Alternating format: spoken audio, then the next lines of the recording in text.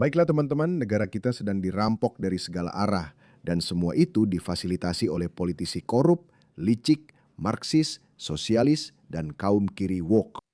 Dan mereka bahkan tidak membantu orang miskin asli di negara kita. Mereka mendatangkan orang-orang dari budaya dunia ketiga di mana hidup itu keras, di mana orang membunuh orang lain hanya untuk sepotong roti atau karena sebuah pisang. Orang-orang seperti itu dibawa ke negara-negara kesejahteraan kita yang kaya dan sejahtera dan mereka diberikan cek seperti ini. Ini, ambil uangnya. Sementara kamu dan orang-orang biasa, orang-orang yang punya akar kuat di negara-negara ini, siapapun mereka, baik itu orang Inggris, Australia, Kanada, dan sekarang bahkan orang Amerika, yang dulunya adalah negara kapitalis yang bangga, sekarang juga didorong menuju utopia sosialis Marxis. Dan satu hal yang telah ditunjukkan sejarah kepada kita, seperti yang dikatakan Margaret Thatcher dengan indah, sosialisme hanya berhasil di beberapa tahun pertama. Semua orang mendapat bayaran, bukankah itu indah? Saya tidak perlu melakukan apa-apa, cukup duduk di rumah dan lakukan ini saja. Tapi pada akhirnya, uang orang lain habis juga. Orang-orang kaya pergi, produktivitas menurun, tidak ada pekerjaan. Ketergantungan pada bantuan sosial meningkat, dan itu menjadi lingkaran setan. Ketika kamu sudah masuk ke dalam lingkaran setan itu, kamu tidak bisa keluar. Dengarkan Presiden Trump. Saya masih punya banyak hal lagi yang ingin saya tambahkan tentang penipuan bantuan sosial besar-besaran yang terjadi di Amerika. Dan penipuan serupa juga terjadi di Australia. Dan tebak, siapa yang membongkarnya? Bukan pemerintah yang seharusnya memang bertugas melakukan itu. Yang tugasnya adalah melindungi uang pajak hasil jerih payah kita. Tidak, karena mereka sibuk membeli suara. Dalam ironi nasib yang kejam bagi para wokestani ini, justru anak-anak muda kita, remaja-remaja muda yang mengambil tindakan sendiri. Nick Shirley di Amerika, Pete C. dan Drew Pavlov di sini, di Australia. Jadi izinkan saya terlebih dahulu bercerita tentang Presiden Trump. Tidak kasar untuk mengatakan apa yang dia katakan. Tidak ada yang salah dengan apa yang dia katakan. Dengarkan saja. Dan mereka tidak memberikan kontribusi apapun. Bantuan sosialnya sekitar 88%. Mereka tidak memberikan kontribusi apapun. Saya tidak ingin mereka ada di negara kita, jujur saja. Saya tidak mau. Saya tahu itu memang tidak sesuai dengan norma politik. Saya tidak peduli. Saya tidak ingin mereka ada di negara kita. Negara mereka itu buruk karena suatu alasan. Negara mereka itu buruk. Dan kita tidak ingin mereka ada di negara kita. Saya juga bisa mengatakan hal itu tentang negara lain. Saya juga bisa mengatakan itu tentang negara lain. Kita tidak ingin mereka membantu. Kita harus membangun kembali negara kita. Kamu tahu, negara kita sedang berada di titik kritis. Keadaan bisa memburuk. Kita sedang berada di titik kritis. Saya tidak tahu apakah orang keberatan saya mengatakan itu, tapi saya tetap mengatakannya. Kita bisa saja memilih jalan yang satu atau yang lain. Dan kita akan memilih jalan yang salah jika kita terus menerima sampah ke dalam negara kita. Ilhan Omar itu sampah. Dia itu sampah. Teman-temannya itu sampah. Mereka bukan orang-orang yang bekerja. Mereka bukan orang-orang yang berkata, ayo kita mulai, ayo mari kita buat tempat ini hebat. Mereka adalah orang-orang yang tidak melakukan apa-apa selain mengeluh. Mereka hanya mengeluh. Dan dari mana mereka berasal, mereka tidak punya apa-apa. Kau tahu, mereka datang dari surga dan mereka bilang ini bukan surga. Tapi ketika mereka datang dari neraka. Kalau seorang Norwegia datang dan berkata, hei teman-teman, kalian tahu jalanan kalian kotor. Ada jurang yang semakin besar antara 1% teratas kalian, antara kaum elit dan kelas pekerja kalian. Aku akan bilang, oke, kau tahu apa? Coba kasih tahu kami teman-teman, bagaimana cara kami memperbaiki ini. Tapi coba tebak, siapa yang sedang menceramahi kita? Orang-orang yang datang dari negara-negara gagal. Orang-orang yang tinggal di gubuk lumpur di abad ke-21. Mereka memberitahu kita bagaimana seharusnya kita menjalankan negara-negara kita. Maaf, saya tidak tertarik belajar dari kalian. Saya juga tidak tertarik memberikan sedetik pun waktu kami untuk kalian. Neraka. Dan mereka hanya mengeluh dan tidak melakukan apa-apa selain mengomel. Kami tidak ingin mereka ada di negara kami. Biarkan mereka kembali ke tempat asal mereka dan memperbaikinya. Thank you very much.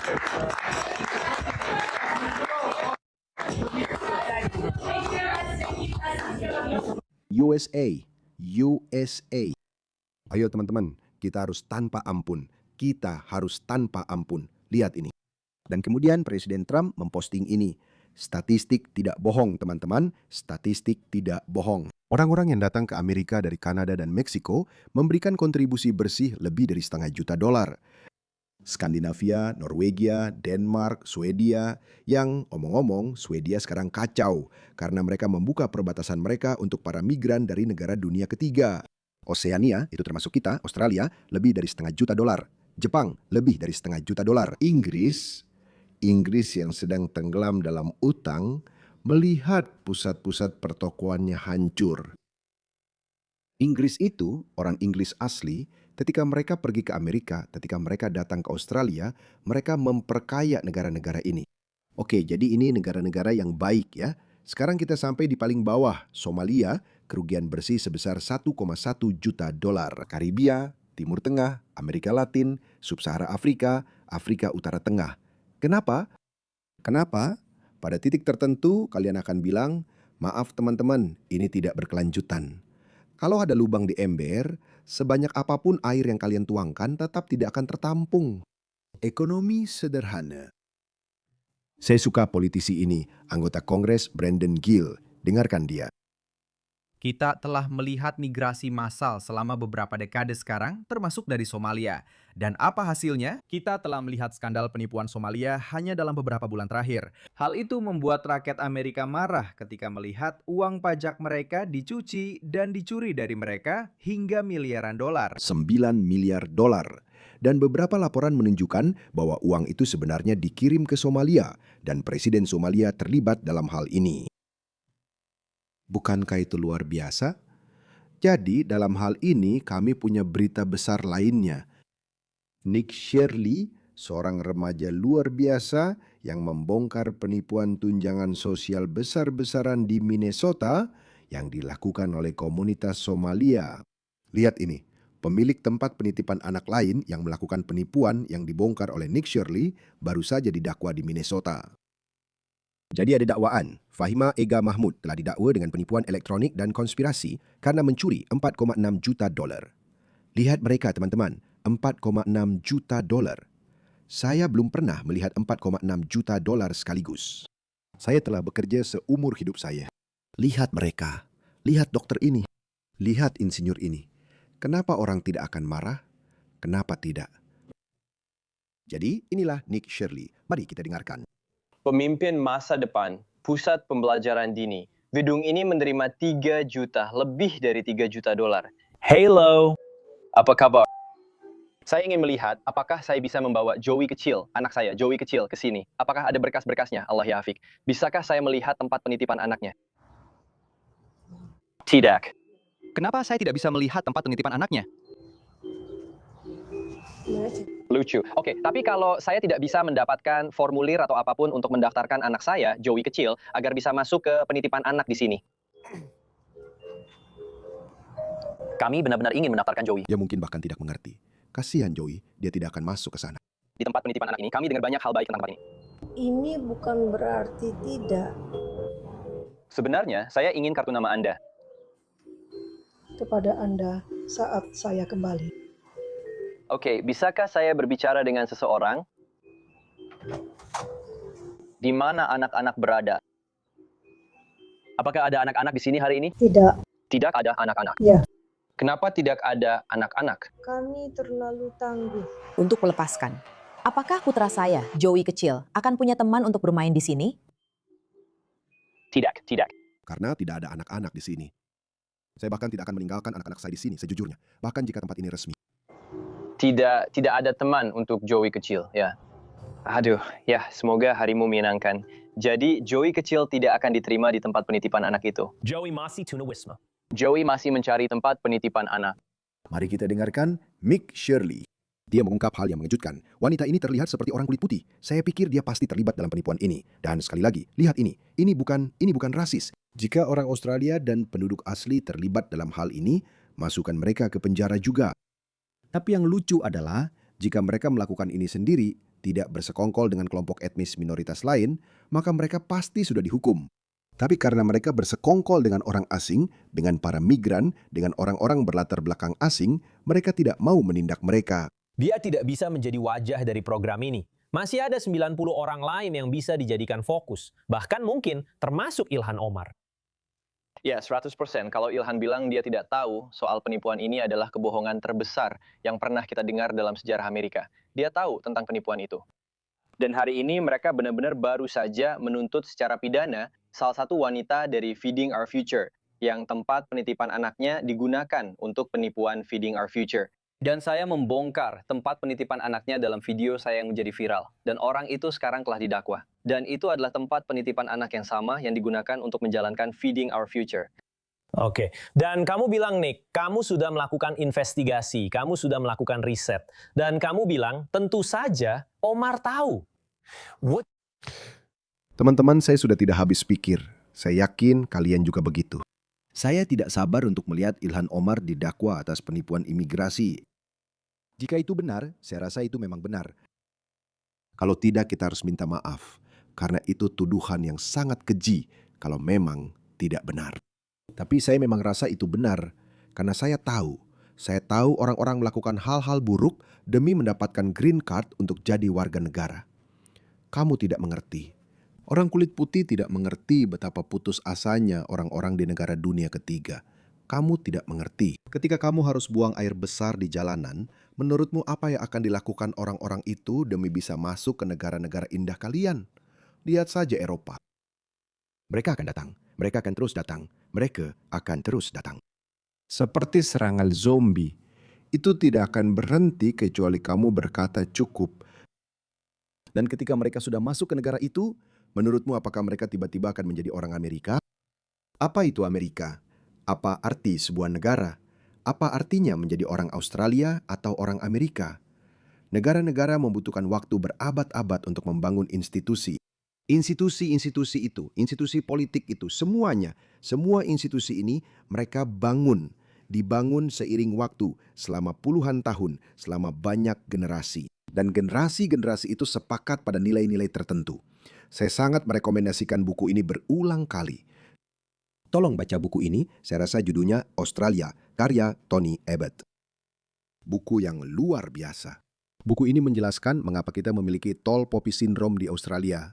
Buku ini juga menjelaskan mengapa kita sedikit berbeda dari orang Amerika dan juga sedikit berbeda dari orang Inggris. Dan perbedaan-perbedaan halus ini, nilai-nilai ini telah membentuk masyarakat dan negara-negara kita.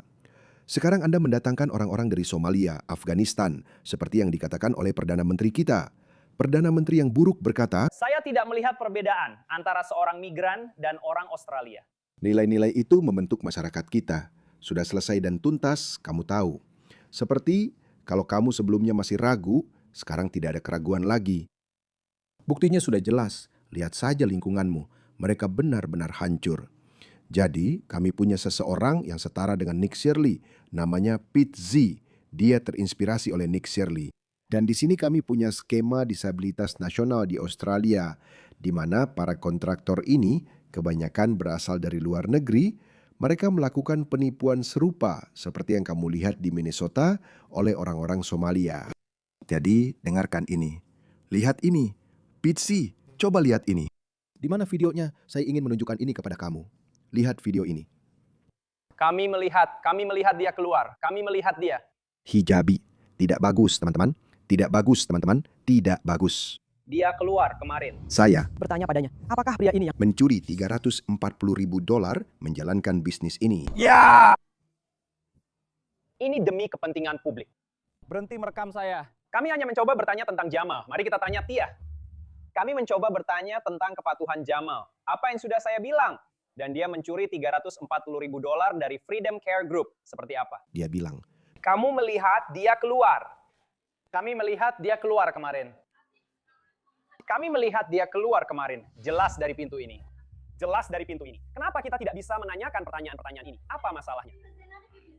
Oke, kamu pintar sekali mainnya. Aku akui itu. sangat cerdas. Dia melakukannya dengan sangat baik, sangat jujur. Tidak harus aku hargai, tidak ada yang disembunyikan. Apakah dia menelpon polisi? Atau kami hanya mencoba mencari tahu apakah dia menelpon polisi? Bisakah Anda memastikan sekarang bahwa Anda tidak menjalankan bisnis ini untuk Jamal? Dia bukan sekedar menjadikan Anda direktur. Oke. Maukah Anda bersumpah demi nyawa ibu Anda? Itulah kenapa. Demi nyawa ibumu. Demi nyawa ibuku. Tidak. Jangan khawatir tentang nyawa ibuku. Tidak, aku ingin kau bersumpah demi nyawa ibumu. Kenapa? Karena kamu bilang itu benar. Aku tidak tahu apa yang akan kulakukan dengan itu. Tapi kamu bersumpah demi nyawa ibuku. Apa yang kamu minta aku lakukan? Tidak, aku bilang bersumpahlah demi nyawa ibumu. Ya, tidak masalah. Ya, jangan bersumpah demi nyawa ibuku karena kamu berbohong. Jadi jangan bersumpah demi nyawa ibuku, demi nyawa ibumu dan ibuku. Dia tidak lari. Jangan lakukan demi nyawa ibuku. Kamu yang memulai semua ini. Jadi kamu dapatkan tidak dari ibumu. Kamu tahu, kenapa kamu mengancamku sekarang?